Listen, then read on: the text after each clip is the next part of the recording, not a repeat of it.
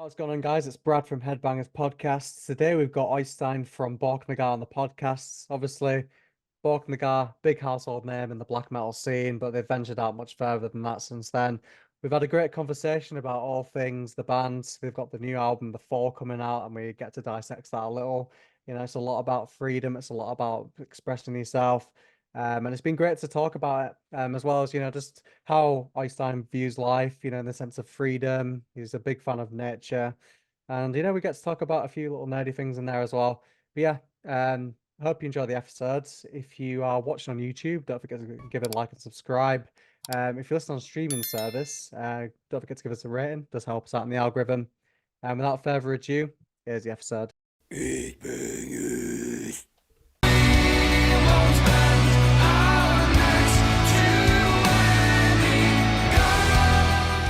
Hello, back to the Headbangers Podcast, where your host Nathan and Brad. Here today we're joined by Øystein from Borknagar. How are you doing, man? Start off with. I'm doing great. Thank you for having me this No, evening. it's a pleasure. I've been a big fan of Borknagar for a long time, so I'm very excited for this one. So one way that we always like to kick it off is, what's your funniest gig or tour story that you can recall? Oh, dude, that's quite a lot. I have to start scrolling in my head. I guess, I have a classic one from, I don't remember when exactly, what tour it was, but I remember we had to fix the tour bus. That was kind of funny though. I don't know if it's too funny, but we had to fix, and eventually we fixed the tour bus with a guitar string. That's quite cool, actually. How did you do that? There was something with, the accelerator or something like that. So they needed a wire to get things going down to the engine or something like that. And the only thing we had at hand at that time, it was a late evening after a show, there was guitar strings, of course. So we had to knot them together and something like that. And all of a sudden we was able to drive again and stuff. So I yeah. mean, if you ever get a broken tour bus again, at least you know how to sort it, right? Yeah. It's like, don't worry, guys, I've got plenty of guitar strings. That's really cool. Gaffer tape and guitar strings, and you can fix basically everything in this world. Yeah, At least on tour. Gaffer tape. There's nothing that can't be fixed by that. It's like, I've got a hole in this, put a bit of gaffer tape on it, be right. It's just nothing it doesn't fix. And what do you have on the tour? Yeah, you have strings and you have gaffer tapes. You're pretty much in a safe haven if anything happens. Oh yeah, definitely.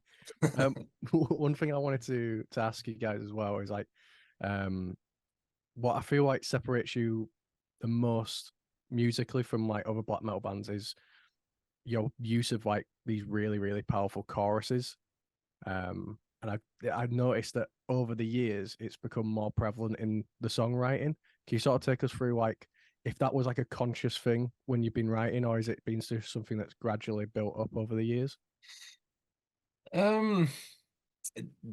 This question is kind of, to me, it's kind of getting kind of harder and harder to really answer this question straight and give you a clear answer. Because, I've done this for such a long time. I've done this as I was like 17 years old, 18 or something. And even before that, I started with death metal and stuff. So, I've been writing and taping, recording guitar since 89 or something. It has been a long journey, and yeah, of course, I had some back in the day when I started the band. I had some ideas about, I wanted to make my own musical bubble. For instance, I wanted to have it was very important for me to have this feeling of musical independence. I didn't want to tie up too much in regards to labels or commercialism or whatever. I wanted to be kind of feel free in terms of music. And then, we have been, going on and making a bunch of albums and stuff like that. And I think it's a kind of combination of getting more and more. Always when I start writing music, I kind of, it's a very simple thing actually for me. It's me and my guitar in my studio. That's all. I don't let anybody into my studio when I'm writing songs. That's a kind of almost an intimate, very personal, almost like an ego trip in a sense. I do my stuff, I do my shit, and then I, of course, when things kind of had the sketches ready and stuff like that, I kind of send it to the other guys and we start to talk about it, and then of course we need to plan the album and stuff. But I try to not plan too much, because what I've learned through the years, the older I grow, is that, you know, this Kodak moment in music is so important to allow yourself to, you know, sometimes a mistake on guitar is the great idea. You know, sometimes a wrong note on the vocals, just, wow, that's cool. If you do something like that, that's gonna be crazy, but cool crazy, you know. So I tend to not plan too much, to be honest. I try to leave door open for the spontaneous action in the moment. When, let's say, when we sat doing the recordings of the vocals for the new album in this studio, actually, in the microphone in the corner here, you know, of course we had some plans, we had some ideas, we had the lyrics, of course, and we had some thoughts about this and that. But we also kept a very open door in regards to, you know, what comes up, you know. You know, is there anything that, you know, you know, a mistake or a, you know, very often those things can be a cool thing, you know, this unexpected elements in music. So we try to, you know, combine this planning and having a schedule and recording schedule and all that. Of course we need to have that because we work with a label and all stuff, but the creative process of it, we try to keep as free and as open as possible. And as I said to my guys in the band, that, you know, the album isn't finished before we deliver the master. We can plan a lot of stuff before we start recording. We can have draw up, and we can make, you know, names and IDs and whatnot. But it, you know, things has a tendency to change a lot during the creative process of it. And I think that is some of the beauty. And I think, to be honest, these days, and, you know, nowadays people have, you know, everybody have a computer, and everybody can basically, with a few quid, just, you know, buy some equipment and make their own albums on a laptop, for in theory at least. And sometimes I wonder if people kind of tend to plan and rig too much and kind of jump a little bit, skip this creativity process of being creative, this dynamic process of doing mistakes, trying and finding another solution, this whole kind of social thing of what we did back in the days in the rehearsal room. Yeah, I have a new riff, let's try to play it. It doesn't really work like that in that kind of tempo. Let's, you know, do a different, you know, whatever. And then we have a little bit different riff, but it kind of works with the drums. You know, that kind of thing is that old school analog vibe from the rehearsal room is something that is kind of important to keep with us also now, even though we have a different scenario and have a high-end studio and everything, you know. But we spend some time and money on just being together in the same room and let, you know, creativity kind of blossom in a sense. Yeah, I mean, it's really cool that you brought up the what, you know, like what everyone used to do as well, like when you're in the rehearsal room just shouting out ideas, like because I think when everyone looks back on classic albums that are like this is like one of the best albums ever made, that's what those guys were doing. You know what I mean? They were just going, what if we just did this bit over that bit instead? And it was just like, I think it's such a more organic way of writing. So I really agree with you on that point. Yeah, sometimes, you know, music in the name of creativity, I think you just have to jump into it. You know, sometimes in these days when everybody's sitting in their own studio, in their own room or studio, whatever, and doing their own stuff and send a file to the next guy in the band, for example, you kind of sometimes maybe lose a little bit of this spontaneous kind of reaction to thing, you know, in the moment, this kind of what I call musical Kodak moments. And for us, at least, that has been important. I mean, another example, we were supposed to do the vocals for this song called Wild Father's Heart.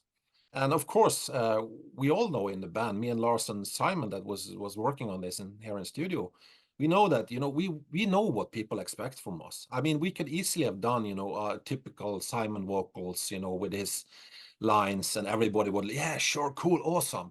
Instead, we kind of choose in the moment of it, kind of just sitting outside drinking a beer and just talking and, you know, looking at the fjords or whatever. And just maybe we should try to do a completely different vocal on this song, something you haven't done before, Simon. And we went into the studio and did it, you know, kind of more kind of Leonard Cohen-ish or deeper kind of voice. You've never done anything vocal like that, but you know, that is kind of things I love doing. And I think if you're able to do that kind of moves along the line, you have to be together as a bunch of guys, I think.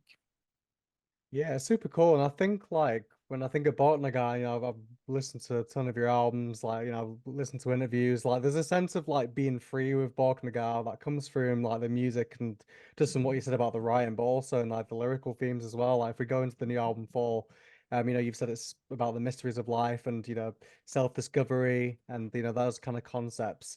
There's all that free aspect to it. Could you describe like the concepts for the new album? Like, does that kind of tie into it quite well?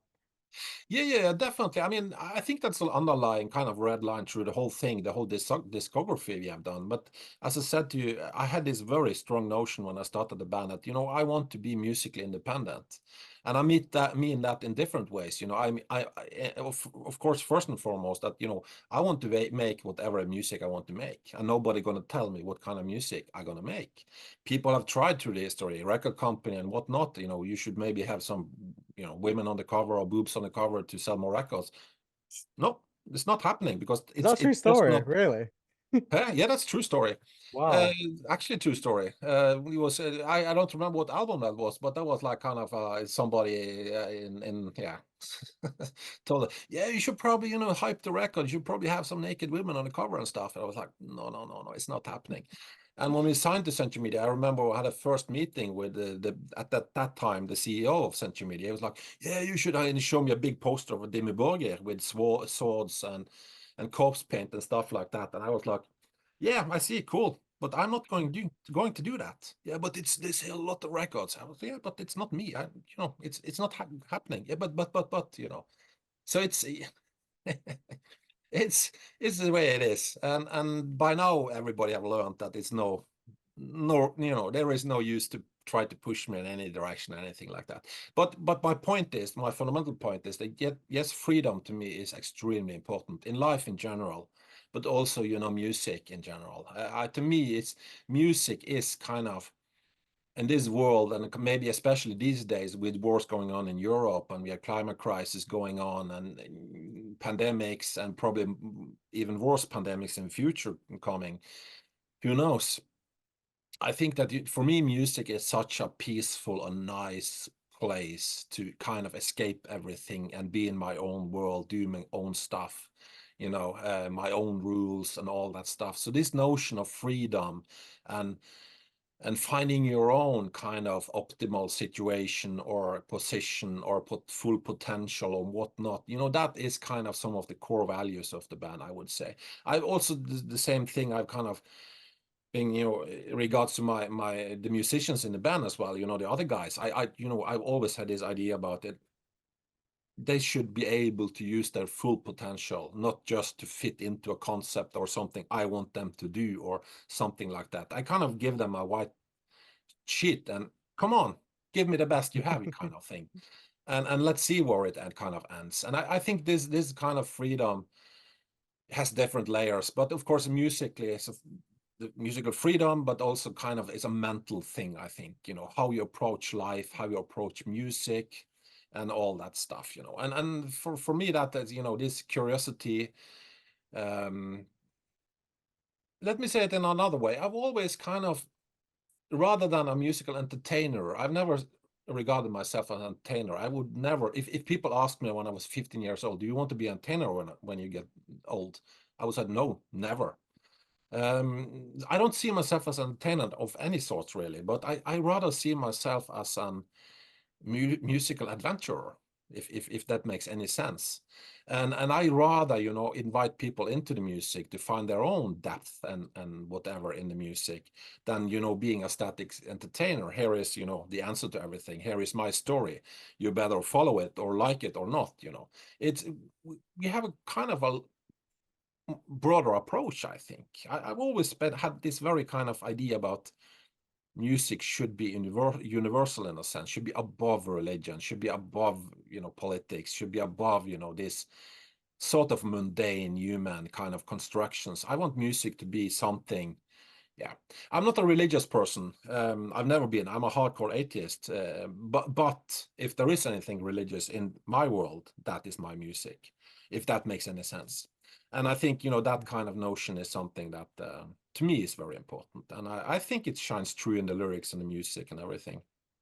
Yeah, Oh yeah, I absolutely. mean, I agree with, the freedom of music and, the fact that it's universal. And I think with creativity, it's very easy to get like drowned out with like the internet and like, everyone's like posting stuff and competing with each other and just like saying this is how you should do things. Like there's all these like rules and, things apparently get harder. And I'm not a musician, but I do a bit of script writing and I want to like, start doing films and stuff. But I kept on getting drowned out myself of just being like, oh, okay, how am I going to distribute it? Oh, should it be like this? Should it be like that? Because there's all these books telling you how to do certain things. And then my partner was just like, if you keep doing this to yourself, you're just never going to write. So then I just drowned Yeah. out the noise and just started writing. And that's the most free I've been doing that. So Mm. it's like, as soon as you drown that out and just focus on you and what you want to do and paint the canvas with, it's so much better. Yeah, again, sometimes you just have to jump into it, and I think that is so important. I think, humans, we tends to seek the safe haven. We tends to walk the safe path in life. We tends to avoid risk, any risk kind of thing. We know Absolutely. what we have. We don't want to lose it in a sense. But also musically, that's something we kind of challenge a little bit. We try to do things that is, as I said, with Simon and Wildfather's Heart, we could easily have done that song very safe for ourselves, for the fans, and everybody would be happy.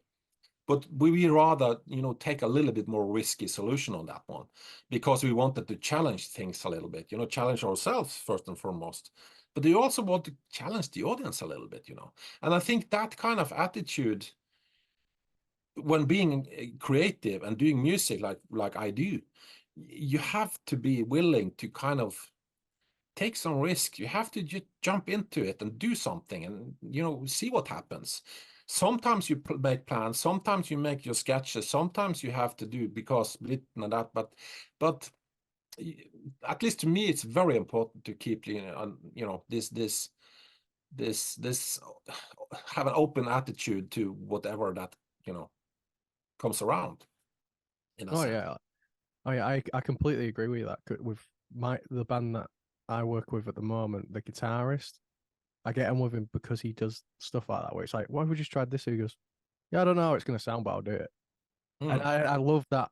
I love that. Like just mentality of I don't know how it's gonna end up, but yeah, let's just do it, because you just find you end up looking back going, oh my god, as if we were gonna not do that at some Yeah, point. yeah, but yeah, and I feel I have some kind of experience on that as well, actually, because I'm quite analytic as a person. Throughout the years I've done this so many times, releasing albums. I'm trying to follow a little bit. I think it's interesting to see how different countries react on different songs, how different people react, and all that stuff is kind of interesting from kind of a bird perspective, in a sense. Why do people do like they do, in a sense?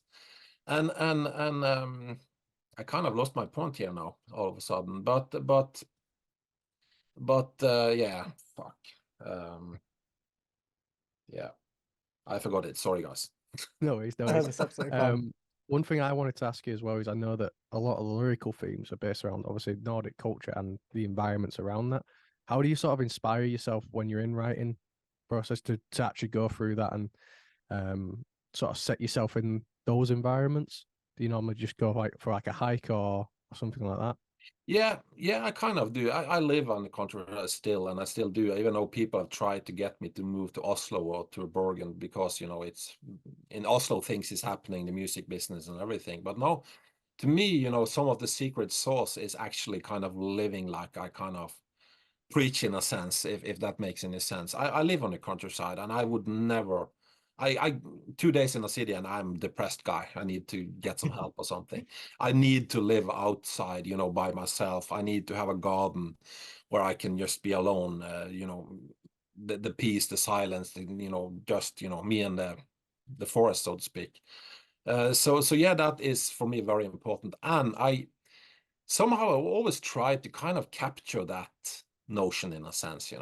I've always, again, this might sound a little bit cheesy or vague or anything, something like that, but I always tried to somehow incorporate the notion of the forest or the mountain or whatever into the music. There's this complexity of nature, this depth of nature, this perfect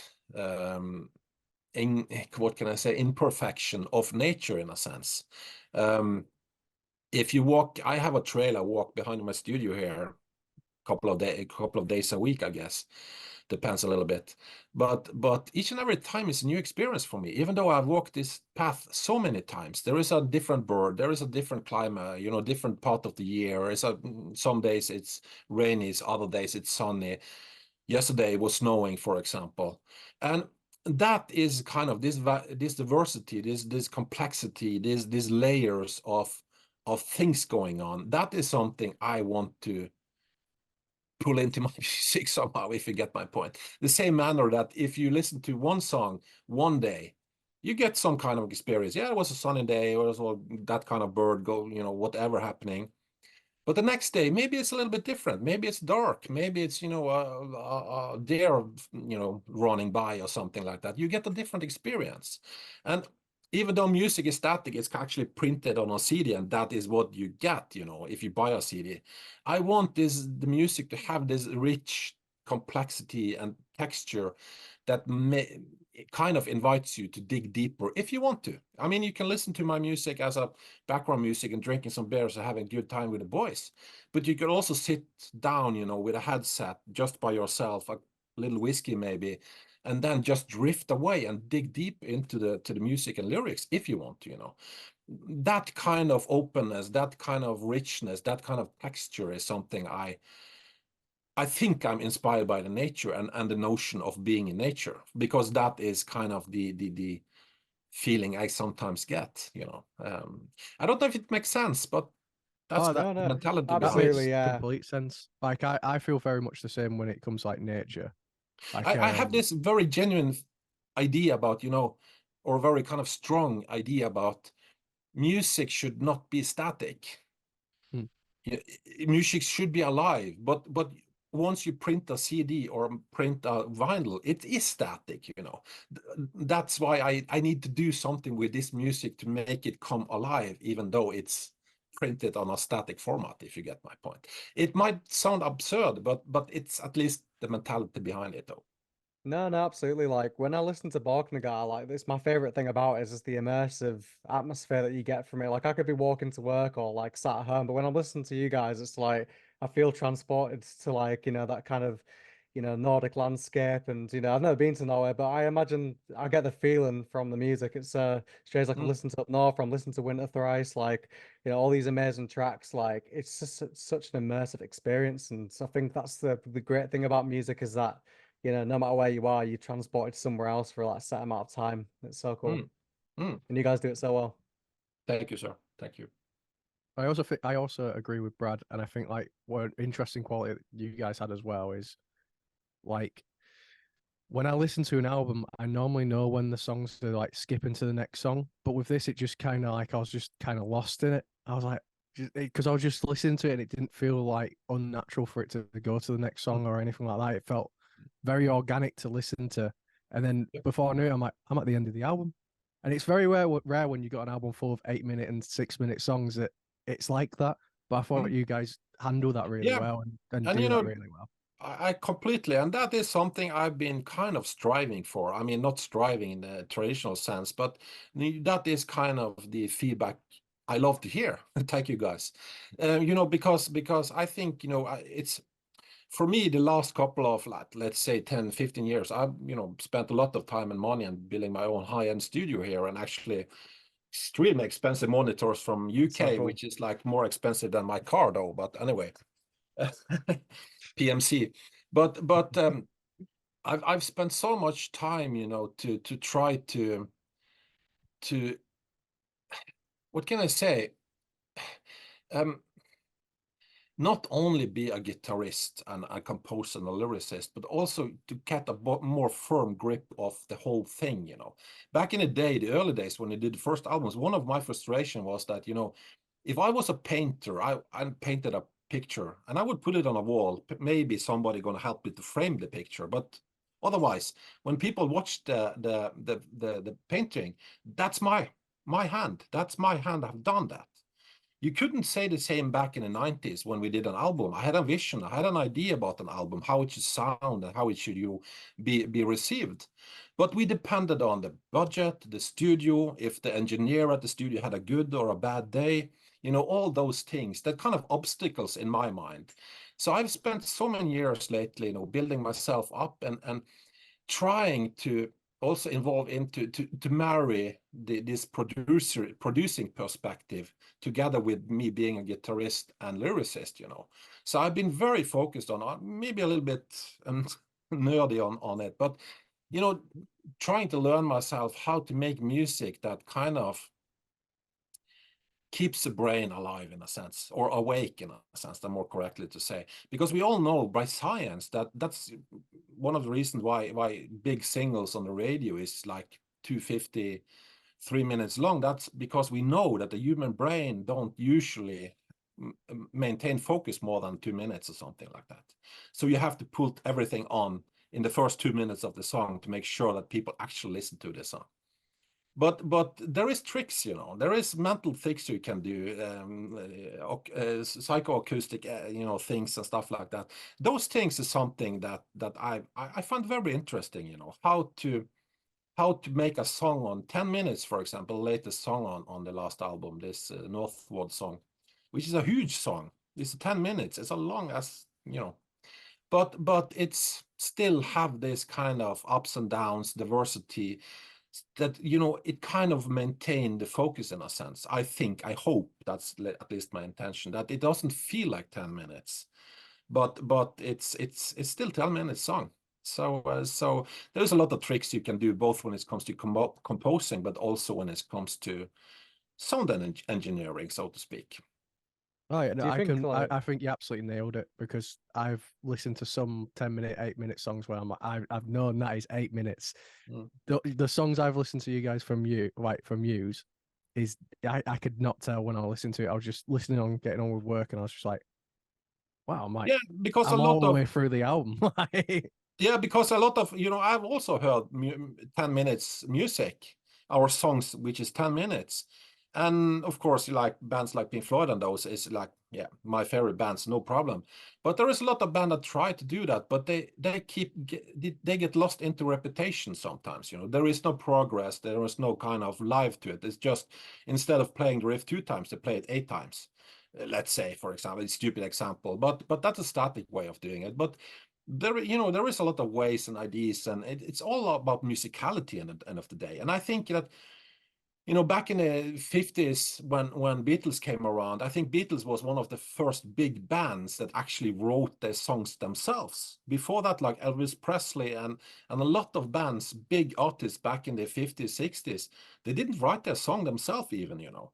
I And didn't then even you know that. came into the 60s, 70s, and the engineer in this Abbey Road studio, for example, they was like almost looking like doctors with a stethoscope and stuff going on, you know, going on this machinery and compressors and whatnot, and EQs they had, engineering kind of, you know. But nowadays in 2024, I kind of have this idea, but I want to marry all this in a sense, you know. Why should I, as a musician, have to depend on, of course we have to depend on some people, of course, everything we do, but at least I try as far as I can to make sure that the music we deliver is the music we do, you know. It's a painting I've been painting, you know.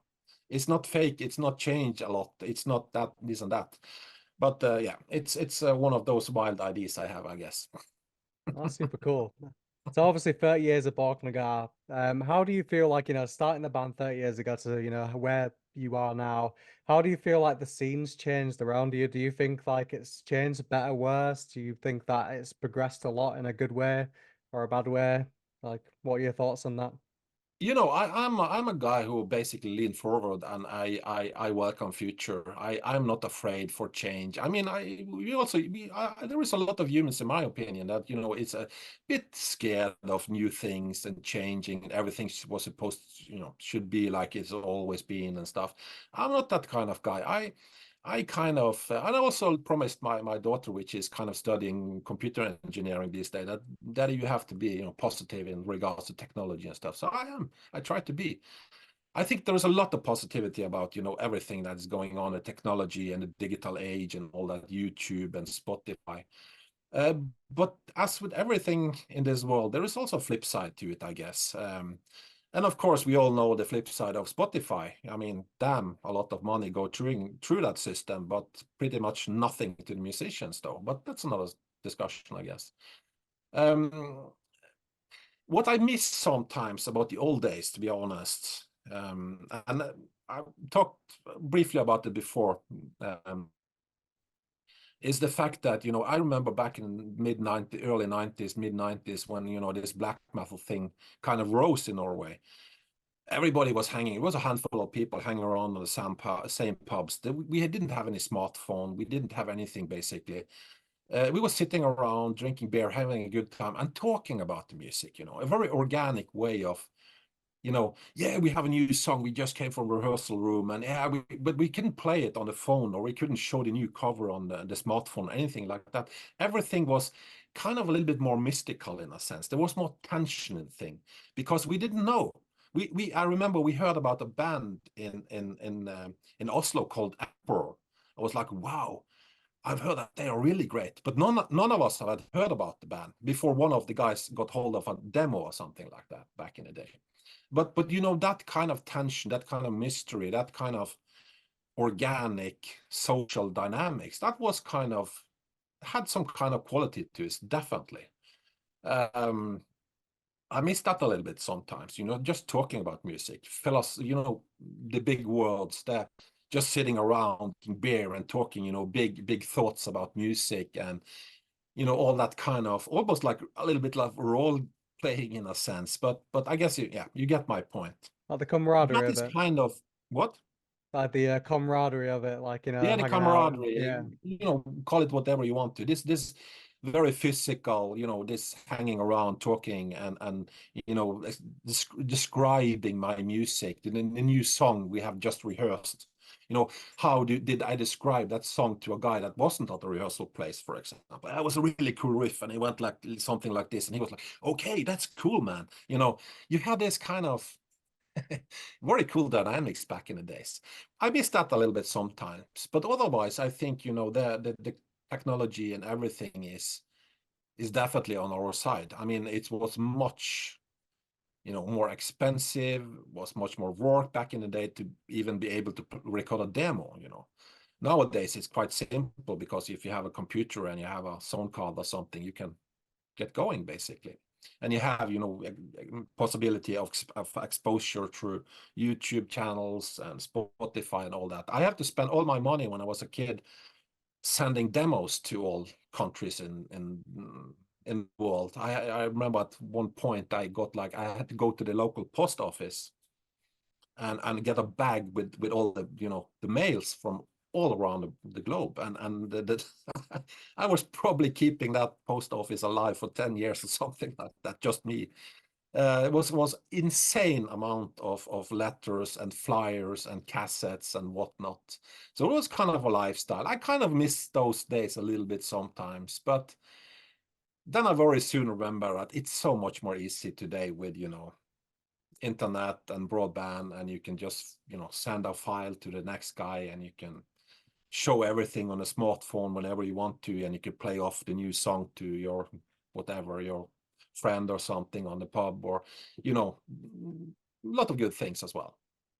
Oh yeah, like it has made it so much easier to make music. Like, I'm writing demos at the moment, and I'm also learning myself how to mix them. And I'm just sat there going, you know what? 30 years ago, this had been impossible for me to do in a weekend. I was just sat there like this. This would have been like months worth of like working towards. Like, yeah, but just I mean, even when I signed to Century Media in '96, it was I had to wait for a week to get a reply from them by mail. There was no kind of. I remember that the CEO called me out of the blue one evening. He probably got my phone number or something, and hey, this is Robert Kahn from Century Media. I was like, okay, cool, let's talk. I was like, yeah, sure. And then from then on, we I was sending a mail to them by snail mail, like the old school mail. So just the fact that you yet discuss a deal via a normal mail, that took forever. because I had to replay, and there was I have to we have to adjust this one, and I had to send one. That was 2 weeks. If you had anything you wanted to change or something in some paperwork, for example, that was easily 1 month just doing that. So so those things has become so much easier these days. Definitely. Oh, So we yeah. talked about your Like the image. music. The, Oh, oh, go on, Brad. sorry. So we Oh, talked about your I was just gonna music. say the image of someone reading. All right, Brad, you go. Yeah, so we've talked about your music. I want to ask about what your hobbies and interests outside of your music. What do you get up to for fun? I don't have any hobby. I don't have any life except music, feels like sometimes. But if anything, I spend a lot of time in nature, to be honest. I live in nature, so I naturally, by natural causes, do that. I love spending, summer day in my garden, just walking around barefoot and with my cats and, dealing with whatever and building something. I love building stuff. I built the whole studio myself with my own hands, for example. I love, I have it for my father, I guess. Those things, and I'm an extreme nerd on documentaries. So whatever, how if it's extremely narrow and unique documentary about something very weird, I love it. I've probably seen it. I spend a lot of time watching documentaries. I've always been a fan of that. I think that started back in the day because I'm not from any religious home at all, rather the opposite. So I remember this every Sunday there was always a kind of Sir Richard no, not Dawkins, but Attenborough. David Yeah, amazing. Attenborough had these natural, programs about nature and stuff. That was kind of the church in my kind of Sunday church in my family back when I was a kid. So I probably have that since, from that time. I love watching, all sorts of documentaries and stuff like that when I'm inside. Do you have a Oh, favorite? yeah. Documentary? Hmm. Oh, that's a difficult one. No, I can't come up with at the moment. There is so many. I probably have, but I need some time to think of. I don't know. Do you ever Absolutely. find like when it comes to like documentaries or like something like just documentary about anything as obscure or anything like that? Do you find like it's just interesting watching someone that might be passionate about something that you had no clue about Yeah, up yeah, until yeah, watching yeah, that documentary talk about it? Because that's yeah. what drives me to that stuff as well. Yeah, absolutely. Because I love people who really spend their life on. I remember once it's a Norwegian documentary though, and it only makes sense in a Norwegian context, I would say. But it's about, I have a song on the very first album called Ved Steingard. That's basically Vedstangar is a Norwegian expression for stone wall. Back in the old days in Norway, they built, they separated different properties and where they had the animals with stones, not the fences or anything like that, but stone walls kind of thing. And there is a lot of stone walls in this area surrounding the whole area here, and crisscrossing and all that stuff from the old days. And there was once a documentary in Norway a couple of years ago that was called something like Norwegian stone fence traditions or something like that. And it's so narrow, it's so weird, and the guy in the documentary was even more weird. And the whole thing, he was spending all his free time building different stone walls of different, traditions, and had a different meaning, and so on, so on, so forth. And that kind of stuff, it's amazing. I love people that spend their whole life on something. And I Like it's think that is so a little bit, niche. that's a little bit towards the basic idea of Fall, the album. I wrote something like, the press release, something like that, about, this is kind of the cherish, this all that lives, or it might be whether it's a place or a being or animal or whatnot. I love those things that is kind of in the outskirts of the usual things, the safe communities and all that stuff, all this odd stuff that live in the edge of the world, in a sense. That is kind of something that always have fascinated me deeply. So all that stuff is amazing.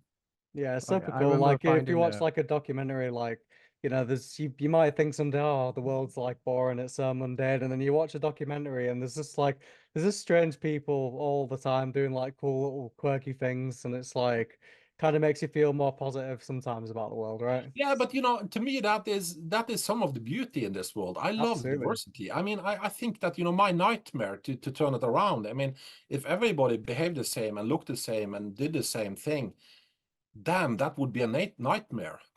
You know, I love, you know, the contrasts of life. I love the sweet and sour of life. You know, I love, you know, rainy days and sunny days. That is kind of the very essence of being alive, in my opinion. So I love all those things that kind of goes deeply into something that, you know, nobody really cares about. But there is one guy that spent his whole life being a professor or something like that, digging into a bacteria of some reason in the glacier or something like that. Stuff like that is amazing. Oh yeah, Agreed. I found a guy on YouTube that had an entire YouTube channel. Like there's hundreds of videos just dedicated to how different countries lay out their train maps. And I'm Yeah. like, what a niche subject to be fucking obsessed with. But It's I amazing. loved watching him because I'm like, this is amazing. Like the fact that he knows all this stuff. Like, It's absolutely brilliant. That's the kind of stuff. It's you know, like, fantastic, I would say. You know, because fundamentally, for me, it's about passion. You know, passion of yeah, what you're doing. You know, it's about, you know, if people really dedicate their life, because that is for me and my music, that's a life commitment. You know, I will keep on doing this music as long as I'm physically able to do it. At some point, I maybe have to slow down. Maybe that's, you know, I can't do as many albums as I do. Maybe I can't do live anymore. But as long as I live, I will, you know, I will invest something in the music I'm doing. So I, you know, when I kind of see or meet or watch a documentary about people, you know, fellow human beings that do something, because let's face it, spending my life making music, it's quite weird as well, you know, in one way, I would say. um, so I, you know, I love that stuff. Yeah, Yeah. absolutely. So we've got one more question for you. So it's a bit of a rogue one, but if you were in a zombie apocalypse with only your bandmates and you had to choose who you'd be most reliant on and who you'd be least reliant on, who would you choose and why?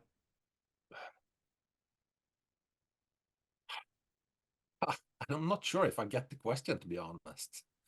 If So So say it's like the apocalypse, you know, you're surviving with only your bandmates, and you have to choose someone to who you'd be most reliant on. So you'd be like, yeah, okay, he's the guy I'd pick along for the road, or you have to pick the person that you'd be like, no, he's definitely staying at home. Who would you choose?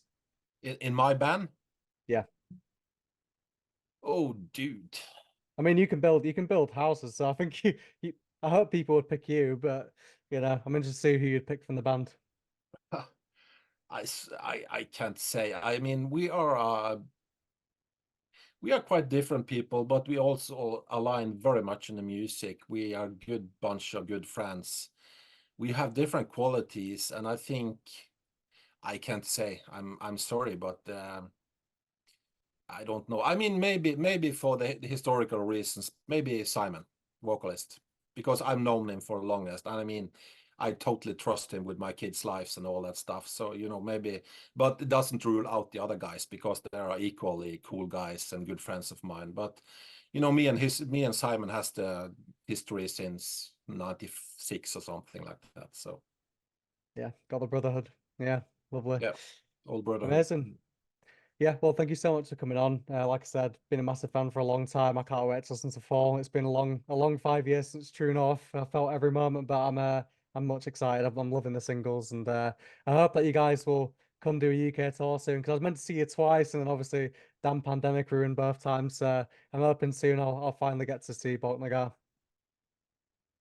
Yes, hopefully we will. We are quite busy year in Europe this year actually. So we'll do yeah, a bunch of festivals. I'm not sure about UK yet, but we have a quite huge tour we are planning now with a quite huge band as well, and we'll probably be all over the place for that tour. It seems like most likely in the late summer or something, September or ish around that area. It will be hopefully announced this month actually. So maybe see you around. I'll be there. definitely, definitely, I'd like to see you. All right. Yeah, thank you so much. And Thank you take for care. having Wish me. you the best. And thank you for keeping on, like listening to all my stuff. Yeah, No, have it's a been lot an of amazing ideas and interview. Yeah, thoughts. pleasure, man. All right, thank you so much, guys. No worries. Yeah, Thank take you. care. Thank you so Bye bye. much.